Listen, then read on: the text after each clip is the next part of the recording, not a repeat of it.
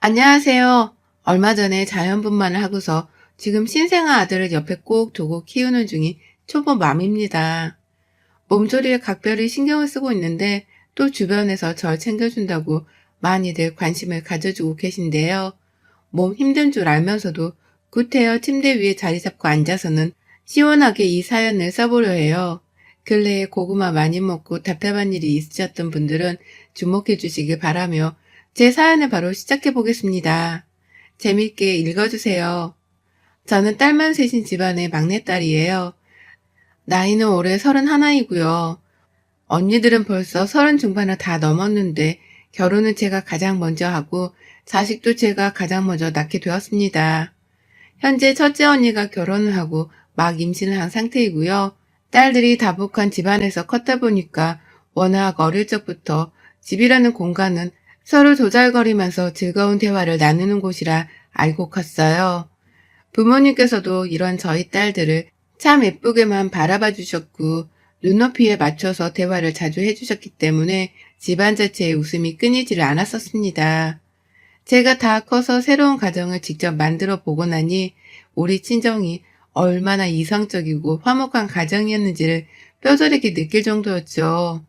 아무튼 그런 집에서 때묻지 않게 자라왔다 보니 전 다른 집안에 대해서도 그리 큰 경각심이랄 게 없었습니다.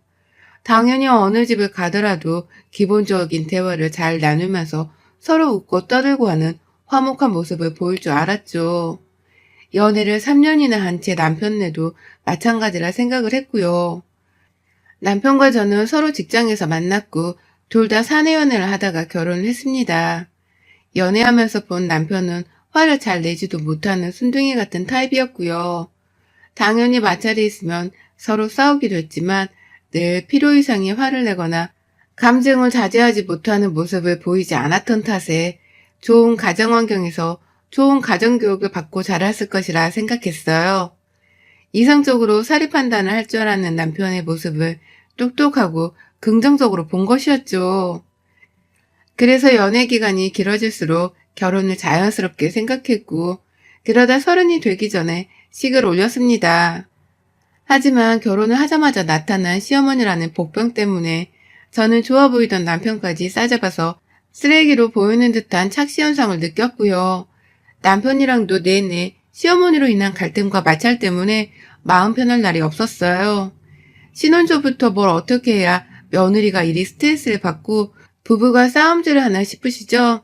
지금부터 제가 저희 시어머님께 당했던 일들을 좀 나열해 볼게요. 판단은 여러분들의 몫입니다. 결혼 준비를 하고 신혼집이며 애물예단을 알아보는 그 과정 속에서도 시댁은 멀쩡해 보였어요. 상견례 때 저희 친정아버지가 요즘 집값도 많이 올랐고 애들 월급 사정을 뻔히 하는데 누구 한쪽에만 부담을 주지 말자면서 먼저 나서서는 정확히 반반 결혼을 하자고 말씀을 해주셨거든요. 그래서 딱히 누가 더 돈을 쓰고 말고를 자존심 싸움을 한다거나 시비를 걸지 않았어요. 오히려 정확히 반반이라는 그 목적에 맞게 서로 쓴 돈이나 들어갈 돈에 대해서 완전히 오픈을 해놓고서는 대화를 주고받았죠. 그러다 보니 남들은 결혼하면서 여러 가지 문제, 특히 돈 문제로 갈등이 생긴다고 하던데 저희 부부는 금전적인 문제로부터 완전히 자유로웠었답니다. 그 점에 대해선 제가 저희 친정아버지한테 내내 감사하다고 생각했었어요. 하지만 결혼을 하고 나서야 시어머니가 갑자기 입을 삐쭉 튀어나온 채로 저희 친정아버지에 대한 불만을 쏟아내시더라고요. 누구한테 더 부담을 주기 싫어서 그리고 서로의 경제적인 여건에 대해서 뻔히 잘 알고 있으니까 공평하게 반반 결혼을 하자고 한 건데 시어머니께서는 그런 저희 아빠를 두고서 이렇게 말씀하셨답니다. 돈 없는데 구두쇠 흉내를 내기는 싫어서 자기 혼자 잘난 척 반반 결혼을 운운했다. 라고 말이죠. 눈 하나 깜빡하지 않고서 시댁에 가 시부모님 앞에 앉아있는 제게 이런 말씀을 하신 거 시작으로 그 후 결혼 생활 내내 저희 가족들을 향한 험담이 계속 되었습니다. 처음 반반 결혼을 운운하며 저희 집안이 더 많은 돈을 들고 시집오지 않았다는 게 마음에 안 드셨던 모양이었습니다. 자꾸만 저희 집을 무슨 돈이 없어 반반 결혼에 환장한 사람들로 보더라고요. 처음엔 친정아버지를 욕하시더니만 나중에는 그 옆에서 동조를 했다며 저희 엄마까지도 이상한 사람으로 만들어버리시더니 급기야 저희 언니들이 저보다 결혼을 늦게 하고 또 아이를 가지지 않고 있는 것에도 문제를 삼기 시작했답니다. 한마디로 주제넘는 소리를 계속 해가면서 저의 성질을 계속 건드리신 것이었죠. 저희 언니들 열심히 일하고 사느라고 결혼이 조금 늦어진 거 저도 인정합니다. 하지만 그게 요즘 뭐 흠인가요? 다들 결혼을 안 하기도 하거나 아이도 안 가지는 걸 추세로 여기는 사람들도 많은데 시어머니는 다른 사람도 아닌 제 가족을 제 눈앞에서 적나라히 욕보이시더라고요. 급기야 저희 첫째 언니가 지금 변호사인데 시중에 널린 게 변호사라고 밥벌이가 안 되니 능력이 없어 결혼을 못한 게 아니냐는 소리까지 해대면서 그게 웃기다고 깔깔거리셨답니다. 미치고 환장을 노리셨죠. 처음엔 저도 우리 가족들, 특히나 내 앞에서 앞담화식으로 말씀하시는 걸 멈춰달라며 웃음기를 빼고 진지하게 말씀도 드려봤어요. 남편이나 내가 수입이 많지 않은 걸 누구보다 잘 아셨기 때문에 부모님이 도와주시겠다며 반반 결혼을 말씀하셨던 거라고 더 자세히 설명을 드려보기도 했고요. 이런 일을 왜 이렇게 애달리듯 설명을 해야 하는지 이해할 수는 없었으나 제가 본 시어머니는 이해력이나 공감 능력이 많이 딸리는 분이셨기 때문에 이해를 하고 말씀을 드렸어요. 하지만 역시나 어머님께서는 본인이 생각하고 싶은 대로만 들으려 하셨답니다. 다 없는 사람들의 변명이라는 소리를 해가면서 굳이 따지고 보면 사는 형편이 비슷한 저희 가족들한테 오히려 못 살아서 그렇다는 막말을 하며 무시를 하셨네요. 그리고 제가 내 가족 편을 들면서 하지 말라 말씀을 드리기라도 하면 저를 향한 시집살이의 강도를 더욱 세게 높이셨죠. 참 치사해 보이시죠? 이게 바로 제가 옆에서 보고 느낀 저희 시어머니셨습니다. 자식을 낳아준 부모님과 형제 자매 편을 드는 건 당연한 건데 그런 가족들의 욕을 하지 말아달라고 정당하게 요구하고 싫은 티를 내는 저를 향해 시어머니는 오히려 유별나다 욕을 보이셨죠. 유별난 애들은 혼을 내야 말을 알아듣는데 30 넘은 애를 어떻게 혼내야 할지 모르겠다면서 옆집 친구분이랑 제 앞에서 전화로 저를 까내리기도 하셨고요. 친구분이 회초리라도 들라는 말을 농담으로 하면서 막 웃자 진지하게 집안에서 회초리를 찾아다닌 적도 있었답니다. 당연히 남편이 정도껏 하라고 시어머니를 만류해서 어찌저찌 넘어가긴 했으나 제가 그날 시어머니의 그 만행을 보면서 남편한테까지 온 정이 뚝뚝 떨어졌어요. 그냥 괜히 시어머니의 외모를 닮은 남편조차도 소름이 끼쳤거든요. 하지만 누군가를 싫어하고 미워한다고 해서 시어머니의 만행이 그치는 건 아니었습니다. 제가 제 가족 얘기를 싫어하는 티를 내면 낼수록 어머님의 저를 향한 괴롭힘은 더욱 적나라해져갔죠. 워낙 태아가 많이 오가는 화목한 집안에서 자랐다 보니 밥을 먹으면서도 서로의 안부를 묻고 하면서 대화를 나누고 싶었던 것 뿐이었는데요. 이런 저를 향해서 시어머니는 너 우리 밥 다 먹을 때까지 입 열지 마. 너 입 열면 내가 주걱으로 주둥이부터 쳐내릴 거야. 라고 하면서 윽박을 질러가며 저를 혼내킨 적도 있었어요. 뭐 이미 준비되어 있던 밥 중에서 제 밥그릇에는 마지막 남은 누룽지를 긁어다가 담아주신 적도 너무나 흔했고요. 제가 가지나 오이를 잘 못 먹는데 보란듯이 가지볶음에 가지밥 그리고 오이 무침을 만들어서는 그 3종 세트를 밥상 위에 올려두신 적도 있었답니다. 제가 미워서 그러셨다는 게 눈에 다 보이던 나머지 저도 속으로 엄청 힘들고 괴로웠어요. 밥 먹다 말고 한숨을 쉬다가 결국 남편이 외식하러 나가자며 저만 쏙 데리고 나가준 덕분에 시댁 안에서 울지는 않았지만 남편 손잡고 나가면서 길 한복판에서 대성통곡을 하기는 했답니다. 그때가 임신 초기였는데 이런 자잘한 시어머니의 괴롭힘 때문에 저 진짜 얘 잃을 뻔도 했어요. 스트레스가 너무 심했으니까요.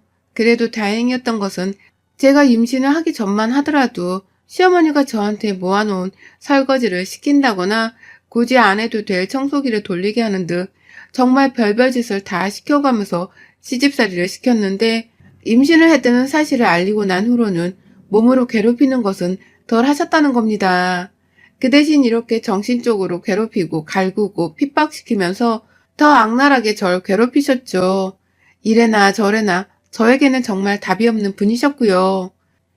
출산날이 다가갈수록 어떻게든 시어머니만큼은 안 보고 살겠다는 다짐 하나로 태교를 이어갔습니다.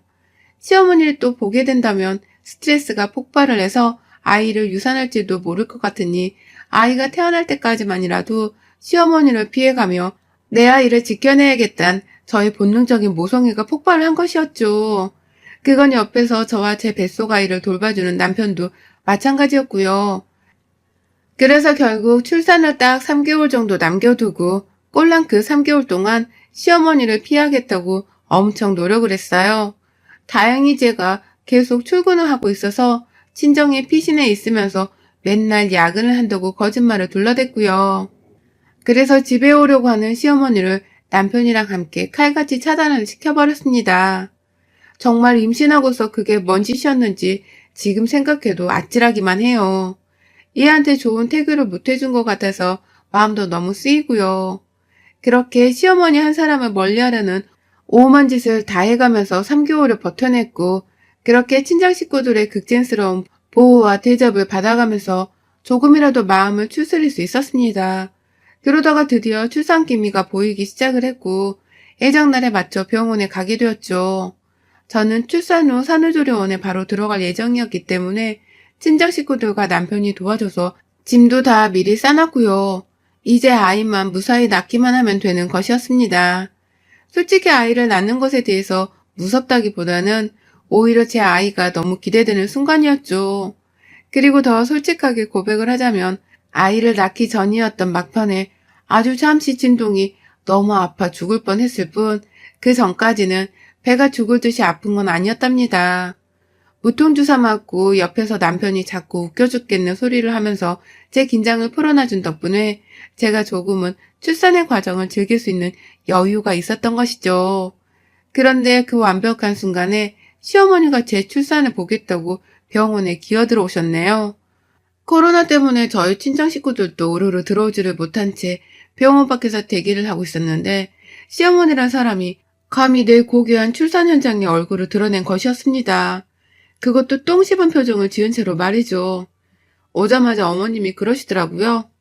너는 뭘 대단한 짓을 한다고 마누라 옆에서 오두방정 유난이야? 가만히 좀 있어.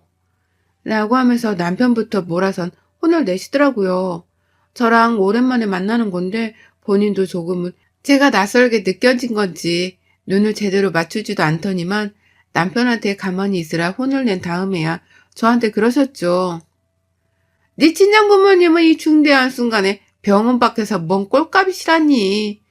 누가 보면 네가 나라고 하다가 아파 누워있는 줄 알겠다. 라고 말이죠. 남편이 여기까지 와서 말을 왜 그렇게 해? 라며 바로 무안을 주긴 했으나 시어머니는 계속해서 저에게 허튼 소리를 이어가셨답니다. 코로나로 병원 사람들을 배려한 저희 식구들의 사려 깊은 행동을 오히려 안 좋게 바라보는 시어머니의 말씀에 저는 배가 아파오는 와중에도 웃음이 나왔어요. 남편이 웃긴 말을 하지 않았는데도 말이죠. 그러다가 시어머니가 그 한 말씀을 날리시던 순간 저는 지체하지 않고서 배가 아프다는 비명을 지르며 시어머니의 머리끄댕이를 잡아 당겼습니다. 어머님이 그러시더라고요. 네 자식이 내 아들을 닮아야 할 텐데 우리 집 핏줄을 더 이어받아야 할 텐데 니네 친정 식구라도 닮으면 나 걔 못 본다. 아무리 내 초손주라 하더라도 꼴도 보기 싫을 것 같아. 라고 말입니다. 태어나지도 않은 아이한테 저주를 퍼부어도 유분수지 어떻게 할머니가 된다는 분이 그런 말씀을 하실 수가 있냐고요. 그것도 당신 손자이고 내 뱃속에서 나올 내 자식한테 말입니다. 가뜩이나 임신 말기에 시어머니로부터 받은 스트레스를 피해보겠다며 아이를 어떻게든 시어머니로부터 지켜내려 하던 저였는데요. 어머님이 출산을 앞둔 그 중요한 순간에 제 앞에서 그런 말도 안 되는 소리를 짓거리는 걸 보고서 저도 가만히 있을 수가 없었어요. 그러니 애 낳는 그 출산의 고통을 핑계로 대고서 순간적으로 시어머니의 머리끄댕이를 잡아당긴 것이었습니다. 다른 복수의 방법이 따로 없었고요.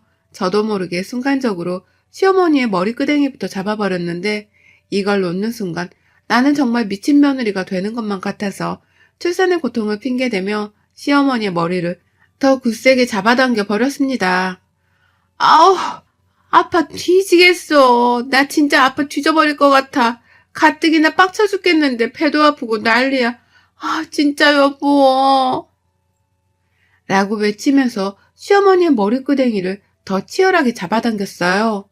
이 아줌마의 머리털이 다 빠져서 대머리가 될 때까지 당겨보자는 심정으로 정말 열심히, 그리고 애 낳는 힘보다 더 센 힘을 끌어모아다가 제 손모가지에 집중시켰습니다.